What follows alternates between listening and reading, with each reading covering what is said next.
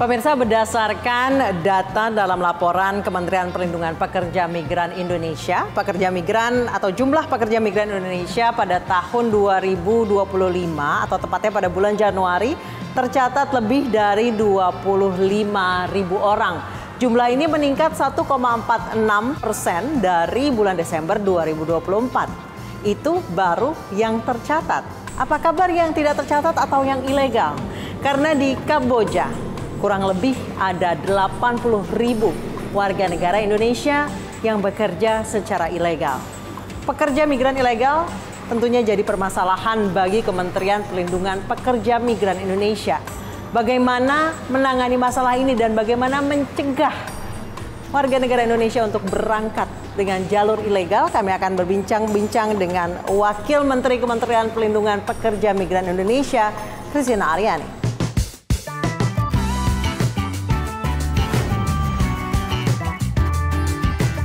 Ditunjuk sebagai Wakil Menteri Pelindungan Pekerja Migran Indonesia atau P2MI menjadi tantangan baru bagi Christina Aryani.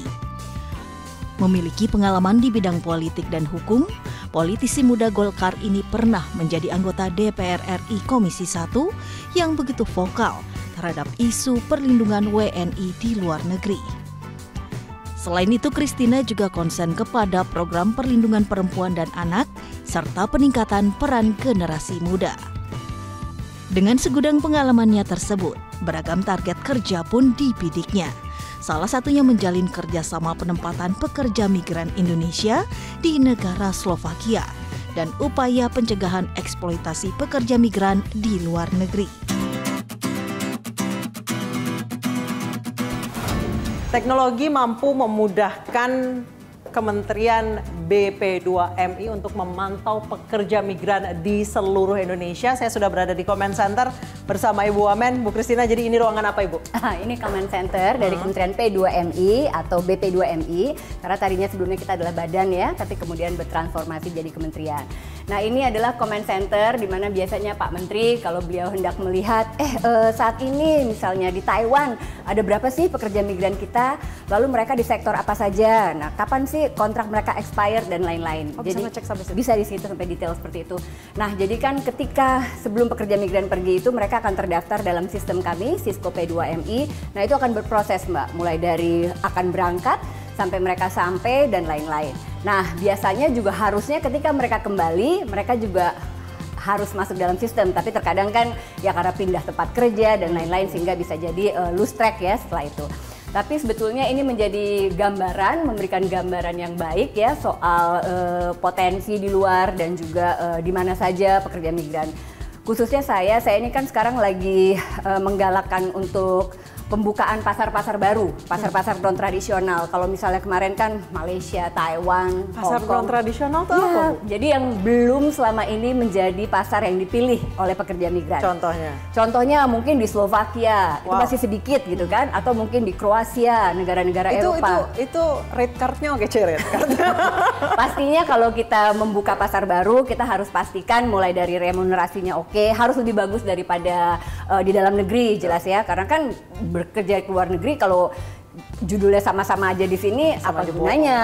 Jadi itu harus tercover. Kita hitung juga dari biaya hidupnya dan segala macam. Intinya yang pergi migran harus bisa pulang jadi juragan. Oh, mantap. Nah, Ibu, jadi kalau misalnya nih ada yang anggota keluarganya hilang pada saat lagi jadi PMI, cek di sini bisa? Ketika mereka berangkat terdaftar, pastinya datanya ada di kami. Jadi kami tahu siapa sih misalnya mereka berangkat lewat agensi ya atau P3MI, perusahaan penempatan. Siapa sih yang memberangkatkan, kerjanya di mana, pemberi kerjanya siapa, dan lain-lain, itu bisa terdata. Tapi untuk masyarakat yang berangkat tidak secara prosedur, nah ini challenging ya. Jadi syaratnya satu, legal? Harus, iya dong. Kalau enggak, negara akan sulit. Bagaimana memberikan perlindungan? Kita tidak tahu dia di mana. Seperti kalau misalnya Mbak ikuti ya, akhir-akhir ini kan meresahkan sekali yang terjadi dengan Kamboja itu. Dan ini never ending gitu, terus menerus sejak 2020 kita dengar, tapi kok sampai sekarang masih terus terjadi. Bu Wamen, sejauh mana sih Bu ekosistem digital ini mampu melindungi pekerja migran Indonesia? Kita terus terang tidak bisa membayangkan hidup tanpa teknologi ya, tanpa digital gitu. Itu udah jadi bagian dari keseharian kita lah. Ya kayak saya sampaikan tadi misalnya, kita punya yang namanya job order. Jadi ketika ada pekerjaan misalnya di luar negeri, apapun itu juga, itu akan diverifikasi oleh kantor perwakilan. Makanya kami bekerja sangat erat dengan Kementerian Luar Negeri. Benar nggak sih pekerjaan itu ada, siapa sih pemberinya dan lain-lain. Nah setelah itu melolos dalam tahap verifikasi, itu akan masuk ke dalam sistem sebagai job order yang valid. Nah itulah yang ada dalam Cisco. Jadi kan nggak mungkin Mbak kalau kita ngomong 1,3 juta job order secara manual gitu kan udah nggak mungkin.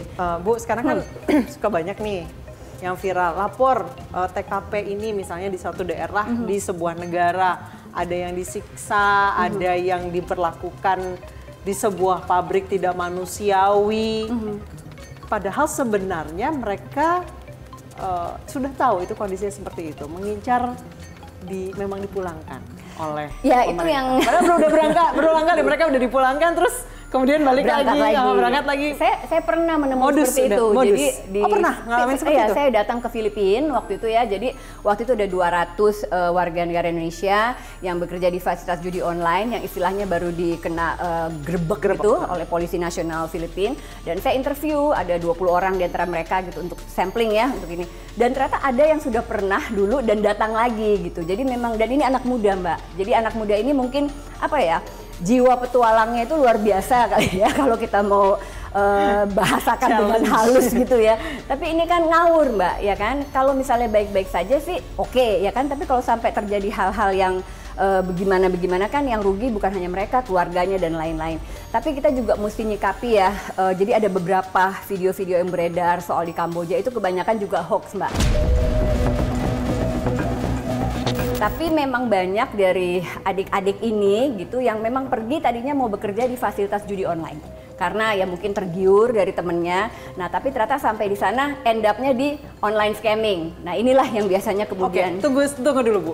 Jadi kebanyakan mereka yang bekerja di fasilitas judi online itu sudah tahu kalau mereka akan kerja di judi online? Ada beberapa. Jadi ada yang menyikapi iklan ya, iklan di media sosial, customer service misalnya. Nah ini tidak tahu mungkin, tapi ada dari mereka tuh yang sudah tahu juga sebetulnya karena terinspirasi temennya yang sudah duluan bekerja di sana, jadi mereka tahu gitu mereka akan bekerja di fasilitas judi. Ya kalau tidak mungkin kan tidak akan menarik ya, jadi kan kita kan pasti pikirnya begitu, apa sih yang bisa memotivasi orang untuk mengambil resiko sedemikian rupa. Sejauh ini strategi dari P2MI untuk mengatasi masalah tersebut, apalagi anak-anak muda yang punya jiwa petualang tinggi seperti Ibu cerita tadi yang Ya kalau saya melihatnya berarti kita mesti buka lebih banyak lapangan kerja lagi yang mungkin kan mereka memang pengen pergi ke luar negeri nih misalnya ya, tapi karena tidak tahu kemana tujuannya. Nah selain yang sudah pasar tradisional saya bilang tadi, ada Korea itu juga sangat diminati karena gajinya juga besar, tapi kan ada kuota Mbak, setahun tuh hanya 8.000, sementara mendaftar tuh bisa sampai 20.000 gitu kan. Gara-gara kabur aja dulu lagi jangan-jangan. Enggak, ini emang dari dulu ya karena gajinya besar ya kan, syaratnya juga mudah, SMA atau SMP udah kan bisa. Biaya hidupnya tinggi sekali. Kalau kita saving dan lain-lain masih ketemu angkanya. Kita balik lagi ke soal tadi negara-negara yang banyak judi online, scamming online. Sejauh ini perhatian dari P2MI itu negara-negaranya apa aja Bu? Sejauh ini yang terdeteksi karena sering sekali ya ketika ada pencegahan dan lain-lain, Myanmar, lalu Kamboja dan juga Thailand. Oh Myanmar, Kamboja, dan Thailand. Iya, Thailand ini kan berbatasan juga kan dengan negara-negara tersebut. Jadi ya mereka memang beroperasi di daerah-daerah yang agak sulit terjangkau oleh aparat setempat misalnya. Lembaga Perlindungan Saksi dan Korban amankan mantan pekerja migran asal Bekasi, Jawa Barat. Pria berinisial FF diduga menjadi korban tindak pidana perdagangan orang atau TPPO dan pernah bekerja sebagai admin marketing judi online di Kamboja. Diamankannya FF lantaran dirinya mendapatkan ancaman verbal pasca pernyataannya di salah satu stasiun televisi swasta saat menceritakan pengalamannya serta resiko yang diterimanya saat bekerja di Kamboja sebagai admin marketing judi online.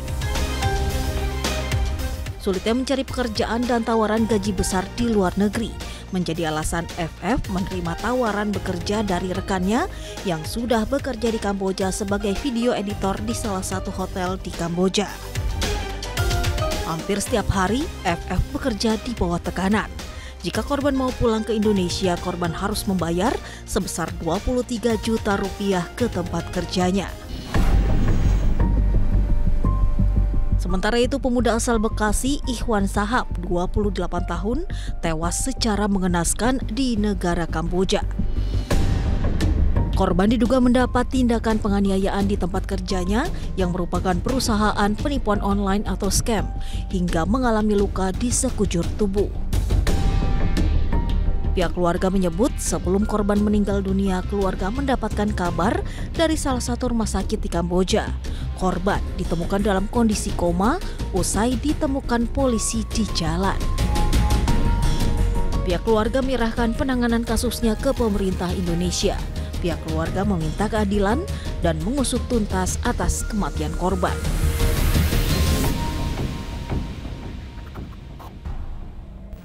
Nah, Ibu, kalau saya lihat banyak selebaran di medsos, judi online kemudian ditariknya ke organ, penjualan organ. Itu benar nggak sih, Bu?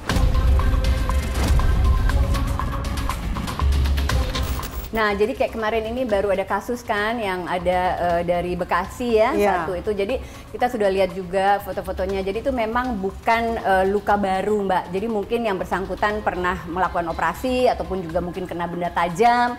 Nah, itu jadi memang ada luka yang sudah lama lah gitu ya, bekas luka. Jadi memang bukan kalau dari kita lihat itu sepertinya bukan luka baru ya. Oh, bukan operasi baru ya? Bukan operasi baru. Tapi memang yang disayangkan di Kamboja itu tidak ada otopsi, Mbak. Jadi kalau mau otopsi harus dilakukan di Malaysia ataupun di Thailand. Di Kamboja tidak? Di Kamboja tidak ada otopsi. Jadi itu faktanya, saya bicara dengan dubesnya juga, dan itu tidak dilakukan karena keluarga permintaannya hendak langsung dibawa pulang kan. Nah, tapi sekarang kami mendampingi keluarga dari almarhum ya untuk melakukan pengaduan. Kami dampingi di Des TPPO di Polri karena yang menjadi kecurigaan adalah siapa yang merekrut nih. Kan katanya temannya sendiri janjinya akan jadi koki di Thailand dan lain-lain. Kan sebelumnya juga yang bersangkutan punya pekerjaan kan, jadi koki juga cukup bagus juga. Sampai dia meninggalkan untuk pergi, pasti kan dia berpikir mendapat sesuatu yang lebih bagus gitu. Tapi end up-nya seperti ini. Nah, sekarang kan bertepatan dengan Hari Kartini nih, Bu. Kita bahas soal women empowerment. Kebetulan Bu Christina juga cukup aktif ketika ada di DPR, bahas TPKS ketika itu. Enak mana, Bu? Jadi wamen atau Kalau saya ini kan basisnya memang hukum ya, Mbak ya. Jadi saya baca biografinya. Interest saya memang undang-undang gitu, pembuatan undang-undang. Jadi pasti waktu di DPR ya saya senang gitu. Tapi ini kan juga amanah yang diberikan oleh Bapak Presiden, oleh Ketua Umum juga ya, harus kita jalankan dengan sebaik mungkin. Ya mungkin di sini pastinya yang sudah kita lihat ada beberapa aspek legal juga yang bisa menjadi perhatian baru, seperti mungkin revisi Undang-Undang Pelindungan Pekerja Migran. Itu juga ada dalam agenda kami, dan masih ya itu tadi pembukaan lahan-lahan penempatan baru, agreement baru, mungkin lebih ke situ sekarang. Oke. Tantangannya lebih menyenangkan yang mana? Aduh. saya nggak berbicara lebih berat yang mana ya, lebih menyenangkan yang mana. Karena kalau saya lihat Bu Wamen ini perempuan yang seneng tantangan, kalau diem tuh malas migran. Ya kata suami saya nggak boleh diem, karena kalau saya diem dia yang susah. Marah-marah. Ya kalau di sini kan lebih spesialisasi ya, jadi yang kita urusi ya terkait pekerja migran dan keturunannya lah. Kalau di DPR itu kan banyak sekali, saya selain di Komisi 1 itu kan pertahanan, keamanan, komunikasi, informasi, luar negeri, intelijen. Lalu saya juga di Badan Legislasi yang setiap harinya membahas soal undang-undang, berbaca undang-undang. Tadi Mbak bilang TPKS. Nah, pelindungan data pribadi itu kan juga kita salah satu championnya, revisi undang-undang ITE. Jadi different thing lah. Tapi ya ini adalah ya beruntung juga karena boleh dibilang dari eksekutif lalu ke legislatif. Ya mungkin terakhirnya nanti di yudikatif, nggak tahu deh. Ada cita-cita yudikatif? Hakim MK gitu. Benar-benar ada Bu. Bu Christina ini kan awalnya memang menggeluti di bidang hukum ya. Terus kemudian mesti ngurusin dari undang-undang kemudian ngurusin manusia.